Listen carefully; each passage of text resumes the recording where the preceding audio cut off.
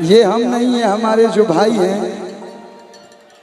क्या ये लोग नहीं चाहते हैं। मेरा नाम अरविंद अकेला है, लेकिन आप लोग अकेला नहीं देखना चाहते मुझको। Love you love you. और एक अरे मर्द तू तो दिक्कत ले बड़ा।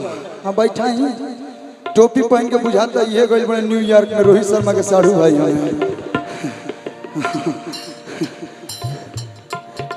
हाँ ऐसे ही दिमाग खराब भइल बा, आउट हो जाता रहा जल्दी। हाँ भैया,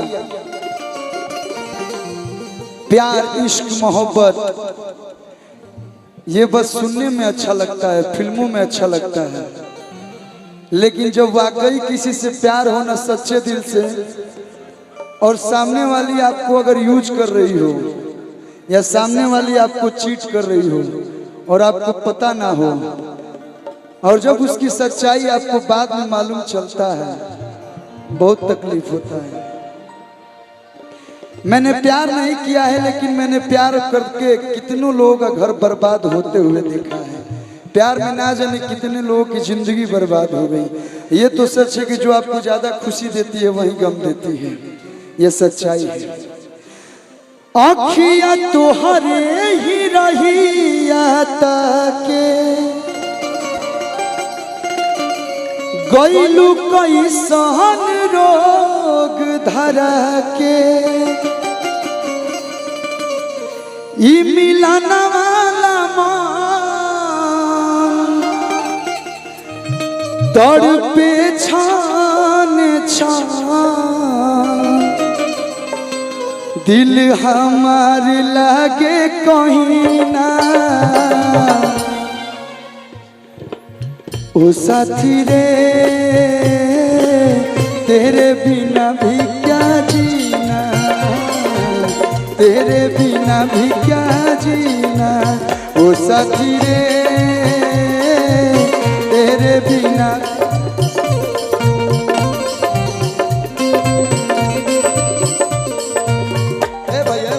भैया भैया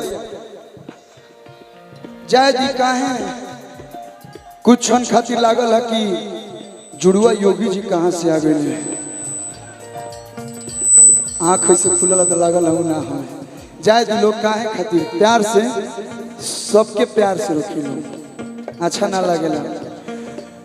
ओ साथी रे तेरे बिना भी क्या जीना, तेरे बिना भी क्या जीना।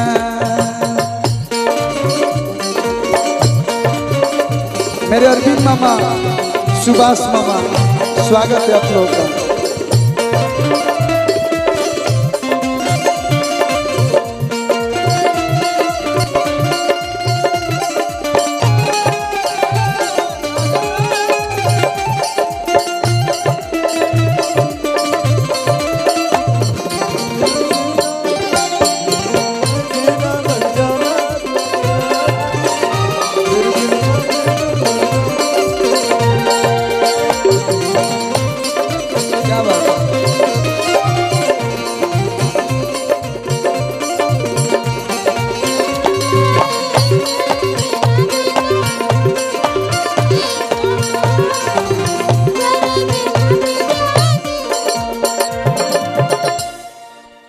कदम कदम पर बहारों ने साथ छोड़ा, कदम कदम पर बहारों ने साथ छोड़ा, जरूरत पड़ी तो यारों ने साथ छोड़ा। सितारे बोले हम देंगे साथ तुम्हारा, मगर अफसोस सुबह हुई तो सितारों ने भी साथ छोड़ा।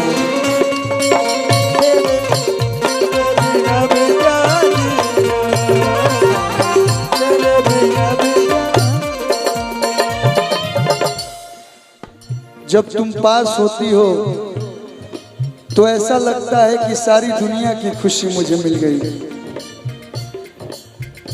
मुझे और कुछ नहीं चाहिए, बस तुम मेरे पास रहो। जिंदगी लागे जन्नत जैसन रहेलू जब पास हो,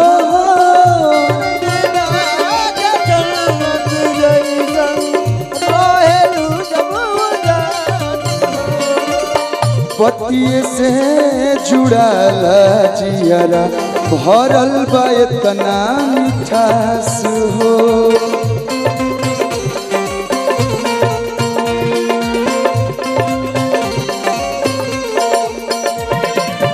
एक लाइन मैंने कहीं सुना था, कितना चुभने लगा हूं मैं, इतना चुभने लगा हूं मैं, छुरा तो नहीं, जितना तुम बताते हो मेरे बारे में, जितना तुम बताते हो मेरे बारे में, उतना बुरा तो नहीं। हो गइल का कसूर हमर नजरी से दूर, बोल काहे ला भइलू हसीना, ओ साथी रे तेरे बिना भी क्या जीना, तेरे बिना भी क्या जीना।